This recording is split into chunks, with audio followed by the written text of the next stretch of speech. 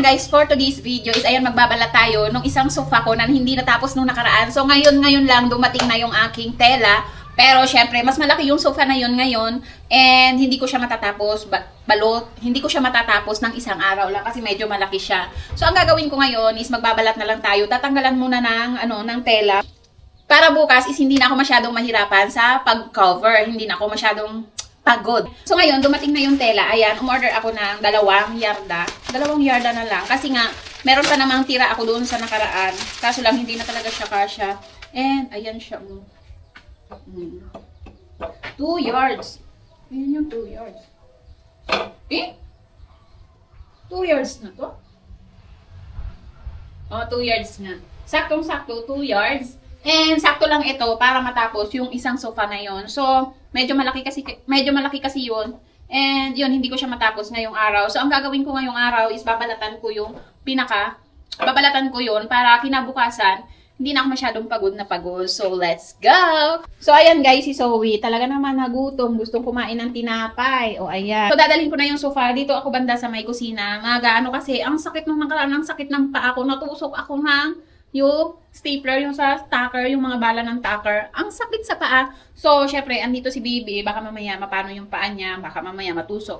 So, doon ako sa may kusina magbabalat. Para hindi masyadong makalat dito sa may ano namin, sa may sala. So yun na nga guys, sisimulan ko lang. Doon ka lang, Bibi. Doon lang, dali na.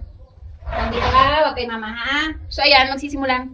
So, ayun na nga guys, magsisimulan lang akong balatan to. Babalatan ko lang and pag talaga namang wala ng oras, maybe tomorrow ko na siya babalutan. So, ayan, magbabalat muna ako.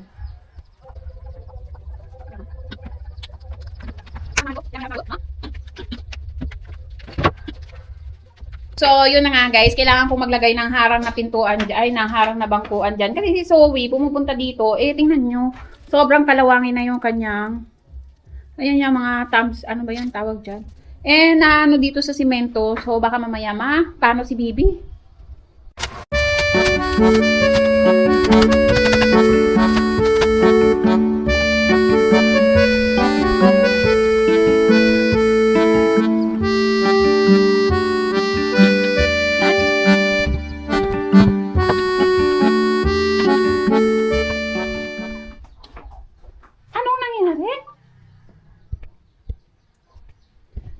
Ano nangyari sa'yo? Ba't ganyan itsura mo? Ha? Tingnan mo itsura mo? Tingnan mo itsura mo? Tingnan mo itsura mo? So, yun na nga guys. Nangangalahati na ako. Ayan o. O, di ba ang bilis? Ayan. So, ang bala ko, eto is hindi na idamay. Bali, straight na lang siya. Eto is hindi ko. Tatanggalin ko na lang etong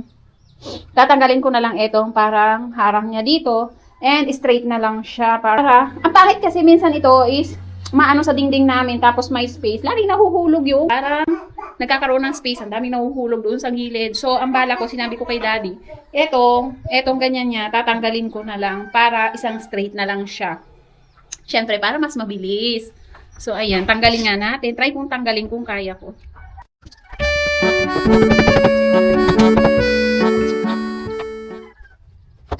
So, yun na nga guys, natanggal ko na. Etong pinaka-handle niya dito. Ayan, natanggal ko na. Tatanggalin ko na lang yung mga pako na yan para naman safe.